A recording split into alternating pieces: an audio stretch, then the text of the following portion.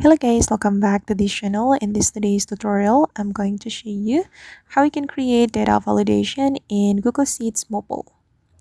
Okay, let's get into it guys. Here I have prepared my file in my Google Sheets mobile app, and I'm going to add data validation to this number of item column, and this is the rule. This is the rule I have just created. Number of the item should less than 100. Okay, and if we want to add the data validation, we can select the cell or the column we want to add the data validation to. And now the column has been selected, and I'm going to click on these three dots and go to the data validation. Okay, and here we have to add the rule. For the rule, I'm going to click on the criteria first, and then I'm going to add less than. Okay, and for the value, I'm going to add 100.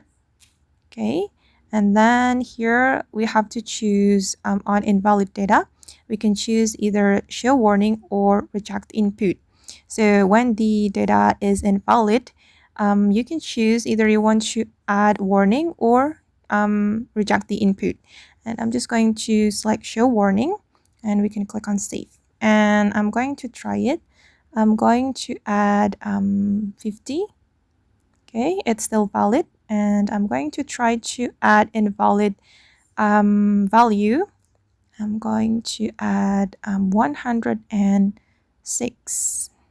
Okay, and as you can see guys, I got warning because the data is invalid. Alright guys, and that's all the way to create data validation in Google Sheets mobile. I hope this video will be useful for you. Thank you so much for watching, and see you in the next video.